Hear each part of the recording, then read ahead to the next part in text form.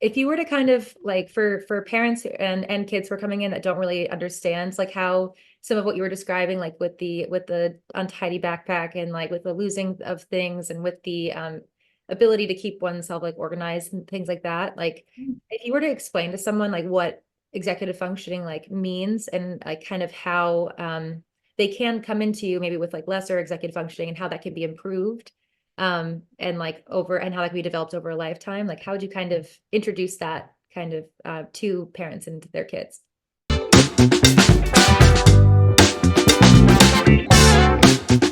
Sure. So I think executive function, I think there's kind of this piece of it that we all know is, like you said, like as far as planning, organizing, but there's also more pieces to that. Like emotional regulation is actually a huge part of executive functioning.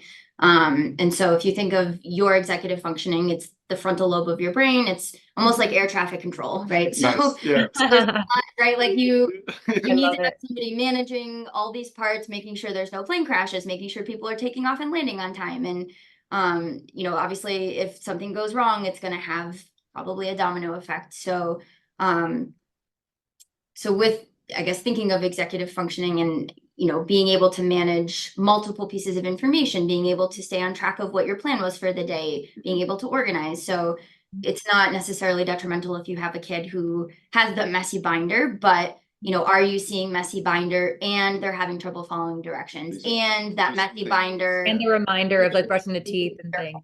right? Yeah, Like, totally. like typically, and that's kind of when we talk about that, riding that line of impairment, right? Like, I think there are definitely people who fall on the messier side of personality, and that's very much who they are. But to what extent does that impair them, right? Are they messy and then they are looking for something that they can't find, then they end up being late. Then with the emotional regulation piece coming in, they, snap at work when they get there because they've been shaking their soda can all morning, right? And so I think when it comes to improving executive functioning, we typically, like, even if it's not ADHD, like like improving executive functioning yields high improvements across the board, whether it's anxiety, depression.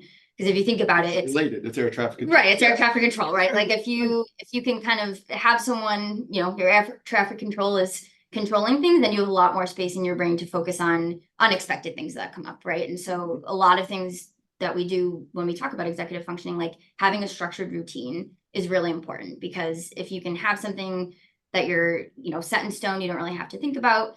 Because a lot of times when you have executive dysfunction, it's every day is you're kind of just keeping your head above water, right? And you're doing what you can to make sure pieces fall into place as you go. And, again, going back to what I was talking about before, like that could be really exhausting. Like burnout that affects learning, it affects sleep, it can affect appetite, it can affect social relationships, right? Like we see a lot of executive dysfunction socially where kids are exploding on their peers, or they're talking back to teachers, or they're blurting out answers, or and so If you can't inhibit, you say something you regret. right. Yeah.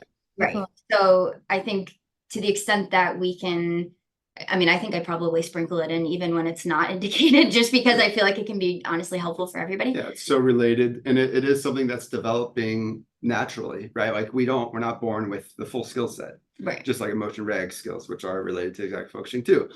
It all develops, to your late 20s. You're still doing it. Right. I'm still that my Yeah. struggle bus is continuing, but I'm Yeah. learning executive Yeah. functioning. And Yeah. you probably can reflect on your life and realize there's been this moment where you learned a certain strategy and it clicked. Right. Yeah. Whoa, that's different. Like this has a huge ROI. This is What really you guys are helpful. doing too is like working with like that with the strategies and with the coaching for executive functioning, whether the student has ADHD or not. Yeah, exactly. Like it's something that's very beneficial for everyone. Mm. With ADHD, there's tends to be more deficits, and sometimes we need medication added into the skills coaching to really give someone everything they need there.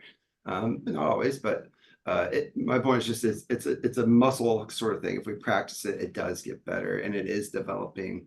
So if you to parents out there, if your kid has a room that's a disaster, that's not indicative of what their 40s is going to look like. Like we got to continue to be curious again and compassionate and understand like they're developing. So what skills are they missing? Right. The moment I realized if I just do a little maintenance behavior every day, my kitchen stays clean. versus if I let it build up and then tell myself, oh, Sunday, I'll just clean all the dishes. Mm. Then you get overwhelmed. Then it just backfires in all the ways that we all can relate to. So these little nuggets of strategies go a long way. And then I want you, like you do, Teresa does a good job making it fun.